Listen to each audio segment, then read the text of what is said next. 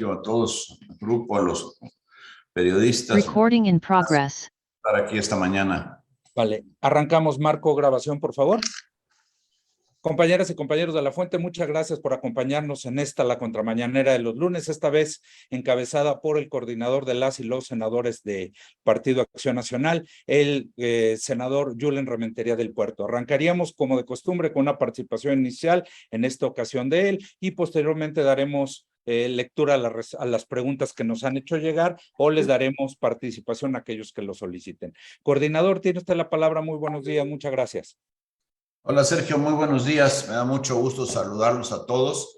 Y quisiera empezar por reconocer el trabajo que ha venido haciendo la senadora López Rabadán a lo largo ya de más de un año de participaciones como esta, en donde ha venido pues señalando pues aquellas cosas que de repente se afirman desde el gobierno y que no son ciertas, o señalando otras que se han dejado de hacer, que se ignoran en el gobierno también y que vale la pena destacar. Porque hay temas que no se deben de dejar de tocar y pareciera que el gobierno lo que hace es simplemente tocar aquellos en donde además, en muchos de los casos de forma mañosa, las hace parecer como si fueran logros, como si fueran cosas que valieran la pena. Y miren, yo quisiera hoy tocar algunos temas que tienen que ver con el asunto de seguridad, que es muy delicado.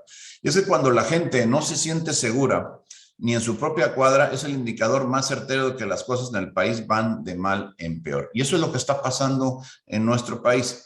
Tener miedo creciente a ser asaltados en el camión, en el cajero o en un parque, es algo constante en este país. Los indicadores muestran que los estudios de opinión hablan de esa sensación de miedo que tiene una parte muy importante de la población. Yo creo que lo que dice el INEGI retrata tal cual lo que está sucediendo en el país con la seguridad, en donde los datos pues son abrumadores. 67.4% de la población consideró inseguro su condición de vida en el lugar aquel donde vive. Ha habido un aumento importante, por supuesto, para la condición de seguridad en el país, que ha venido a lastimar pues toda esta idea de la convivencia pacífica que debería tener cualquier comunidad, cualquier país, cualquier ciudad, pero lamentablemente el gobierno no ha podido con ello, no ha funcionado su estrategia claramente. Esto que tanto hablan de pues abrazos y no balazos, francamente es una estrategia que simplemente se queda en eso, en una retórica que no ha podido detener nada. Por ejemplo, en Fresnillo, Zacatecas, estos porcentajes, solo por citar un municipio en un estado, 97% de la población tiene esta condición. Imagínense, 97 personas de cada 100 se sienten inseguros. Es un tema verdaderamente increíble. Y cuando hablamos a los números, porque rápidamente el gobierno se deslinda culpando al pasado. Ya vamos a cumplir 4 años, o sea que ya deberían de hacerse responsables de este gobierno. Tenemos 12,952 carpetas de investigación por delito de homicidio doloso, 479 por feminicidio, 275 por secuestro, más los robos o las desapariciones y los demás delitos. Hay una gran cantidad de números que establece el Secretariado de Seguridad Nacional en donde precisamente podemos ver lo que son la comparación de estadísticas de lo que está ocurriendo en este gobierno versus lo que ocurría en los gobiernos anteriores. Y claramente la condición de inseguridad ha ido en aumento. Y no es algo que nos dé gusto, claro que no. Lo hemos dicho. Yo personalmente he pasado a tribuna a decir que no puede ser esto algo que pues nos ponga contentos, porque al final sería una política verdaderamente mezquina el tenerlo que llevar así. Son números de familias destrozadas, números de personas fallecidas, números que retratan una realidad que en México pues se vive de manera más cruenta cada vez. Fíjense, la organización no gubernamental Signos Vitales presentó su estudio. El sur de México, es de donde yo soy, de Veracruz, atraso, brechas y abandono, el cual da datos escalofriantes para las 42 millones de personas que vivimos en el sur sureste del país. La verdad es que cuando se habla de esta política de primero los pobres, lo cierto es que no hay una condición que favorezca a la gente más necesitada. Hay datos específicos que prueban que las condiciones de pobreza han aumentado. tenemos más que antes. Entonces, la política económica junto con la de seguridad, lo único que ha hecho es lastimar cada mes a la gente que más necesita. Miren, algunos ejemplos que pese a las obras ejecutadas en algunas zonas, el atraso de nuestros estados es 3 veces mayor al del norte. Hay múltiples ejemplos de eso en donde, a pesar de pues, todos estos programas sociales, que qué bueno que se dan, pero que se dan sin orden, se dan realmente sin un establecimiento de reglas claras, pues lo que provoca es que el beneficio no se alcanza de la manera óptima y entonces la pobreza sigue aumentando y sigue aumentando. Los apoyos sociales, por ejemplo, no llegan en la misma generosidad, por así decirlo, de lo que llega en el centro del país, mientras que aquí en el sur 26% de los hogares vive en inseguridad alimentaria. Esto es, 20% de la población en el sur del país vive en lo que se llama, de acuerdo a estas organizaciones, inseguridad alimentaria. Esto es, que no tienen la seguridad de que al otro día vayan a tener algo que llevarse a la boca. Y esto es terrible, porque estamos hablando que 1 de cada 5 personas estaría en esta condición. Me parece que lo que tenemos que hacer es ponerle un alto a la bestia esta de Morena que terminará por devorar al país. Si no hacemos algo para realmente evitarlo, para cambiar estas condiciones en inseguridad, en economía y desde luego en la solvencia que tendría que tener cada familia para por lo menos asegurar su sustento diario, vamos a tener muchas cosas que lamentar. Ya nos está alcanzando el futuro, no es un asunto en el que vayamos a estar mal. Hoy Morena ya está destruyendo al país actualmente. Lo que tenemos que hacer es simplemente, tal como se los advertimos ya desde hace mucho tiempo en repetidas ocasiones, cambiar la estrategia de seguridad, cambiar la estrategia económica y dejar de lado estas ideas pues anquilosadas, que lo que único que hacen es aumentar más la brecha entre la gente que más necesita y aquellos que han podido tener la posibilidad de sobrevivir. Hoy hay que poner un alto a esta tragedia que tanto lastima a nuestro país y buscar que las cosas sucedan de otra manera. Realmente lo que hoy está ocurriendo es un gobierno que solo se ocupa de tener sus programas para poderlos electoralmente ocupar, dejando de lado cualquier posibilidad de que los ciudadanos de México estén mejor. Y eso es algo que no se podría permitir, que no es por lo que votaron los mexicanos en 2018 por el actual presidente. Votaron por otra cosa, así que hay que exigirle al presidente que lo que tiene que hacer es específicamente buscar que las cosas sucedan de una manera absolutamente diferente y deje de lado tanta ideología que simplemente ayudará a su movimiento, pero no ayuda al país al que se comprometió a servir. Gracias. Muchas gracias, coordinador. Arrancamos, tenemos un listado amplio de preguntas. La primera es de Silvia Arellano. Le pregunta, ¿qué hará el PAN para que los morenistas no se distraigan de sus actividades legislativas por el tema de la elección con el Estado de México del próximo año y el 2024? ¿Y cómo blindar al Senado para que no se utilicen las instalaciones para este tema? Hace unos meses se utilizó la tribuna, la Jucopo y el área de conferencias para promover y defender a candidatos. Gracias. Bueno, lo que tenemos que hacer, gracias Silvia, lo que tenemos que hacer es insistir en lo que ya hicimos desde aquella ocasión, en donde pues la gente específicamente de los estados que estaban en contienda venían ya, tomaban casi como una pasarela al Senado para hacer su campaña. Presentamos una queja, la depositamos en la Jucopo, la depositamos en la mesa directiva y estaremos atentos a que no se haga. Se ofreció que no se repetiría estas condiciones. Yo espero que se cumpla, que hagan las campañas donde las tengan que hacer, pero no ocupen instalaciones, recursos públicos como son los del Senado para hacer campaña para ningún partido, ni para ellos, para Morena, ni por supuesto para ningún partido de la oposición. Muchas gracias, coordinador. Rita Cerón le pregunta su postura frente al inicio del Parlamento abierto sobre la reforma electoral, si es solo una simulación o si prevén un escenario como el de la reforma eléctrica y que Morena intente aprobar algunos puntos con leyes secundarias, como fue el caso de litio. Bueno, nosotros hemos dicho que nosotros estamos en la moratoria constitucional, que no quiere decir moratoria legislativa. De lo que estamos hablando es simplemente de contener a través de los votos que se puede contener precisamente cambios constitucionales que serían pues desastrosos para nuestro país. En materia electoral, pues que lo que Morena quiere es simplemente destruir al árbitro, quiere destruir al INE, y eso no lo vamos a permitir. Podremos transitar en un foro, en una reforma, en algo que realmente ayude al país, pero en aquello que atente contra la democracia simplemente para que ellos puedan manejar las elecciones, eso me parece que no se va a permitir, no lo debemos de permitir, y yo creo que en eso, pues todo lo que es la coalición Va por México está muy cierta en que lo tendríamos que hacer así. No veo cómo podríamos intentar siquiera pensar en platicar cosas que atentarían contra la viabilidad del INE, que es una institución que, aunque no les guste, ha funcionado, ha dado resultados, y ahí están las elecciones, estas pasadas y muchas que ha habido a lo largo de la vida del INE, en donde no ha tenido quejas y ha salido adelante dando resultados para la población.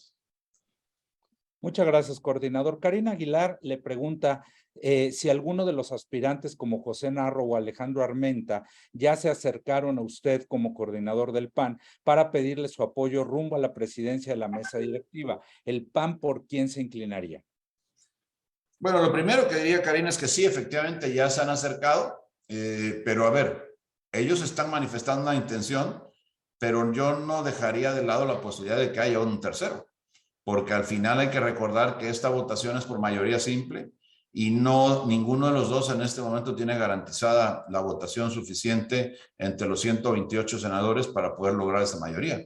Así que no descartemos pues la posibilidad de que desde el bloque de contención, esto es con el PRI, el PRD, el PAN, MC y tal vez el Grupo Plural, pues podamos construir pues una opción que si recogemos algunos votos también del oficialismo, pudiéramos lograr plantear una propuesta diferente. Así que yo respeto a todos ellos, a los que se han anotado, a los que se mencionaron aquí, pero no está cerrado únicamente esos dos nombres. Ya hoy las condiciones en Senado son diferentes y yo esperaría que pudiéramos tener la posibilidad de transitar como se ha hecho muchas veces en la historia del Senado y como se hace, por cierto, todavía en la Cámara de Diputados, en donde puede haber esta alternancia. ¿Por qué tienen que ellos siempre estar presidiendo la mesa directiva? ¿Por qué no lo puede presidir un miembro, un senador o senadora de otro partido político distinto al de ellos? Eso es como se muestra la pluralidad y las ganas de hacer las cosas. Así que nosotros insistiremos en eso todavía. Muchas gracias, coordinador. Víctor Mayén le pregunta, afirma AMLO que no lo van a desmoralizar las críticas de los conservadores por la contratación de médicos cubanos. El primer grupo ya llegó para trabajar en Nayarit y que si estos llegan es porque aquí no hay, por herencia del modelo neoliberal, médicos. Una reflexión al respecto, por favor. Pues es falso eso que menciona el presidente, porque, a ver, los médicos mexicanos son tan capacitados como pueden ser los cubanos. Hay además en número suficiente, hay gente, médicos, trabajadores profesionales de la salud de nuestro país, hombres y mujeres que quieren la oportunidad, que quieren trabajar y que por supuesto además no les salen tan caros como estos supuestos médicos que vienen de Cuba, que por supuesto no han acreditado esa condición de profesionales de la salud y que además le cuestan, ya lo dijimos en alguna ocasión y lo quiero reiterar aquí, cada persona, médico cubano, porque parece ser que el secretario Alcocer no lo sabe, se lo quiero decir yo a él, nos cuesta, de acuerdo a la última dato que se tiene, que contrató la Secretaría a través de la Secretaría de Salud del gobierno mexicano y de la Secretaría de Salud de la Ciudad de México, contrataron en 145,000 pesos mensuales por cada médico. Es lo que estaba costándole al país. Es claramente un financiamiento a una dictadura como es la de Cuba, la de Díaz-Canel. La verdad es que esto no se debe permitir, es un absurdo, es realmente una inmoralidad, tanto que le gusta la palabra al presidente, es una inmoralidad que esto se siga haciendo así. Los datos ahí están, son 255 millones de pesos que equivalen en 3 meses a 437,000 pesos por médico y es algo así como 145,000 por cada médico al mes. Esto es verdaderamente increíble, no se puede permitir, pero amén de eso, ni siquiera pueden acreditar la condición de médicos. Entonces, estamos ante realmente pues una simulación de que vienen a ayudar, pero lo que viene es simplemente a llevarse el dinero a los mexicanos, que se ocuparía o se debería ocupar para otra cosa. Muchas gracias, coordinador. Gerardo Cedillo le pregunta, ¿qué opina de las corcholatas de Morena Perdón, ¿qué opina de que las corcholatas de Morena se pasen por el arco del triunfo las restricciones del INE y sigan organizando actos masivos anticipados de campaña? Este fin de semana, Ebrard, Sheinbaum y Monreal, además que desde el gobierno violen sentencias, amparos y resoluciones judiciales, como el Tren Maya y el Martes del Jaguar. Pues mira, yo diría, Gerardo, que es una clara muestra de cómo es este gobierno actualmente, porque cuando empezamos a revisar un poco la historia, vemos qué pasó con el aeropuerto en Santa Lucía. Lo hicieron sin estudios, sin tener las autorizaciones internacionales para recibir vuelos extranjeros. Realmente es un aeropuerto que, bueno, sí está construido, pero que no tiene un uso práctico suficiente como para poder justificar la inversión y pareciera que no lo va a tener al menos en un tiempo todavía prudente. No sé si en el futuro, y ojalá realmente sirva, porque es dinero de los mexicanos el que está invertido, pero habla de una condición de autoritaria por hacer algo, pues porque se quiere hacer y porque quieren mandar un mensaje y además poner la fecha específica cuando se quiere inaugurar. Lo mismo pasó también, por ejemplo, con la refinería. Recordarán todos ustedes cuando iniciaron los trabajos de despalme del terreno de la refinería allá en Tabasco. Incluso ni siquiera iniciaba este gobierno, sin estudios, sin ningún tipo de autorización, sin ninguna manifiesto de impacto ambiental para cumplir con la norma ambiental, se llevó a cabo todo esto y empezó a moverse tierra, empezó a hacerse cosas simplemente porque se dijo, porque el presidente quiso que ahí se hiciera y ahí se determinó hacerlo, cuando ni siquiera era el lugar adecuado para poderlo hacer. Luego, más adelante, pues vemos lo que está pasando precisamente con el Tren Maya, ¿no?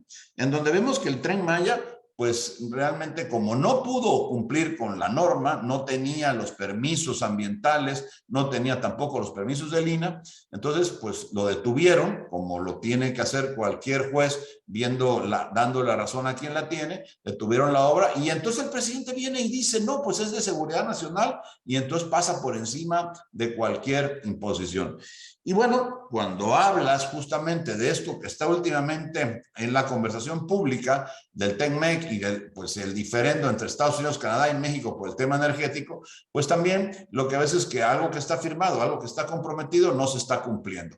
Y entonces te lleva al tema de las famosas corcholatas, como las ha mencionado, en donde claramente hay una violación diaria de digamos que la legislación electoral para poder, pues simplemente salvaguardar la equidad y ellos lo que hacen es dejarla de lado, pasar por encima de la ley sin ningún temor, con absoluta impunidad, pero ahora como el INE los amenaza con algunas sanciones, entonces lo que quieren ya es desaparecer el INE.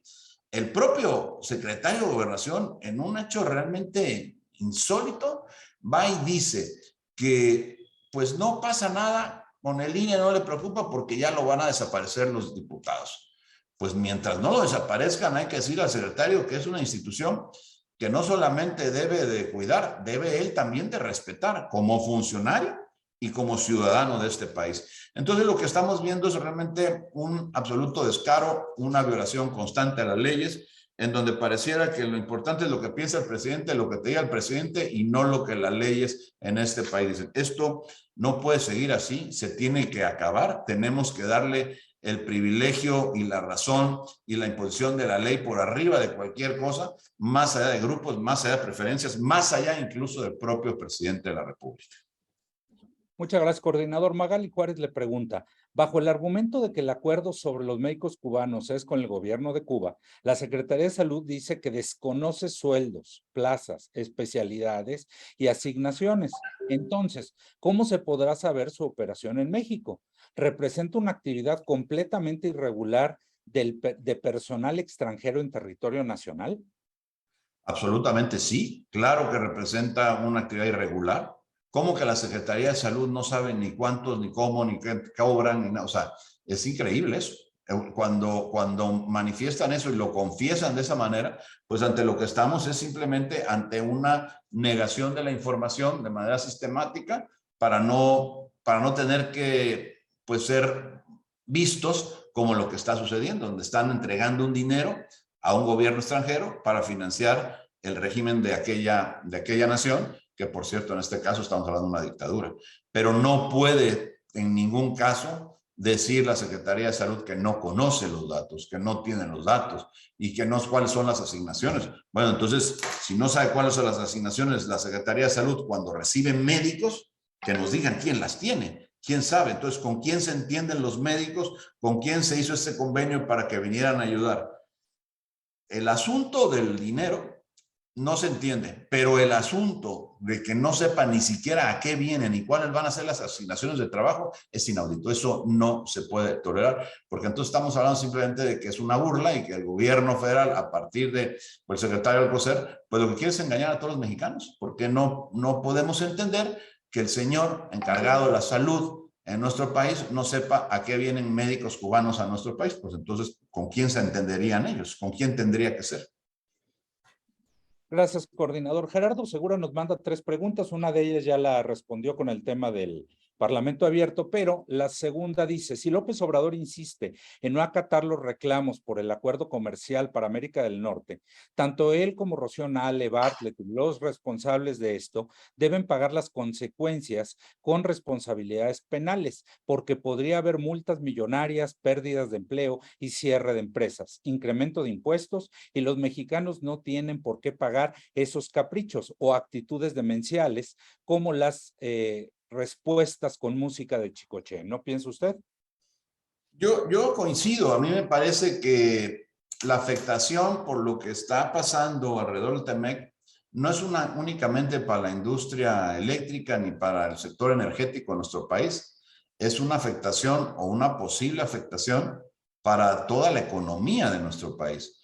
Porque hay que recordar que la energía, pues, es lo que mueve, pues, la industria, el comercio, pues, la vida misma de las ciudades, de las casas, de la habitación. En fin, de lo que estamos hablando es de una afectación que va mucho más allá del sector energético y afectará, por supuesto, a la planta productiva y afectaría evidentemente también a la generación de empleos mejor pagados, y podría además significar, en caso de que no haya un acuerdo, pues sanciones que afectarían, por supuesto, pues en nuestro país de manera enorme. Tal vez algunas de ellas serían arancelarias, otras donde podrían a lo mejor suprimirse algunos productos que hoy se exportan. En fin, estamos hablando de que México, o para México, su principal socio comercial son los Estados Unidos y Canadá es el cuarto. Entonces, pelearse con el primero y el cuarto y tener estas diferencias, pues francamente no es una buena idea y tendría una gran afectación para la economía. Y de lo que estamos hablando no es del sector energético, estamos hablando de la vida, de los ingresos, del dinero que reciben los mexicanos en su bolsillo, que por supuesto les afectaría. Ya no es un tema de soberanía, ya no es un tema de chicoche, ya no es un tema de estas cosas que el presidente tanto le gusta jugar con ellos. Es un tema que afectaría a la población, a los mexicanos nos afectaría, precisamente porque estamos ante una posible sanción. Por cierto, que estas sanciones las buscó, luchó y finalmente se pusieron en el acuerdo de libre comercio gracias a que México estuvo impulsando para que ahí se pusieran. Y hoy resulta pues que la están aprovechando aquellos países pues que sienten que no se ha completado, que pudiera haber una amenaza para el desarrollo pues de estos tratados. O sea que a esto hay que cambiarlo y hay que buscar la manera de que las cosas pues no sucedieran así. Lamentablemente parecía que el gobierno está empeñado, y específicamente el presidente, porque dice que es la soberanía y que va a ser, y que no es un pelele de nadie. Pues claro que no, ni yo permitiría, ni los panistas permitiríamos en ningún caso, nunca, que se pudiera considerar un pelele al presidente de nuestro país, porque es nuestro país también. Pero esto no tiene que ver con que sea un pelele o no, esto tiene que ver con cumplir los acuerdos. Si tú firmas algo, lo estudiaste, tanto tiempo negociándolo, simplemente para no cumplirlo, pues entonces ¿de qué estamos hablando? Hay que ver, y no es por defender a nadie, ni porque alguien sea traidor de nada, es porque lo que necesitamos es que en este país se garantice la inversión, que siga fluyendo para que haya más empleos. Muchas gracias, coordinador. Y para finalizar, Gerardo Segura le pregunta, en el caso del Tren Maya, ¿es ilegal decretar que son obras de seguridad nacional y los responsables de haberlo hecho deben pagar por no respetar la ley? ¿No cree usted? A ver, me parece a mí que el Tren Maya, pues ¿cómo podría argumentarse seguridad nacional? Simplemente porque el presidente pidió que así se hiciera para poder dejar de lado el cumplimiento de la ley, en este caso la ley de amparo, y simplemente pasar por encima, pues a su gusto, a su placer. La verdad es que no hay una razón lógica que pueda uno pensar que es un tema de seguridad nacional. Construir un tren turístico y comercial en la península de Yucatán tiene que ver con seguridad nacional. Pues claro que no. Lo que están es engañándonos otra vez para poder evitar cumplir con la ley y hacer su santa voluntad, que es el estilo de la casa, tristemente, en este país. Por cierto, algo por lo que no votaron los mexicanos, porque él dijo que no iba a engañar, que no iba a traicionar y que no iba a robar, y nada de eso se ha cumplido. Ha traicionado al pueblo, desde luego que se ha robado, y bueno, pues todas estas condiciones hoy muestran a un gobierno que no está dando resultados, que está totalmente fracasado y que lo que quiere es imponer su voluntad a través de acuerdos como este, declarando seguridad nacional, una hora de un tren. Increíble, pero así es México y esto es lo que tenemos que evitar que siga sucediendo. Coordinador, no tenemos más preguntas registradas ni solicitudes. Agradecerle su tiempo a habernos acompañado encabezado la contramañana en esta ocasión. Y si tiene algún mensaje para finalizar. Yo nada más quisiera agradecerles a todos que estén aquí, agradecerles, por cierto, a todos también el acompañamiento que sé que han hecho a la senadora López Rabadán a lo largo ya de más de un año en estos ejercicios. Me parece que, como lo decía al inicio de esta conversación,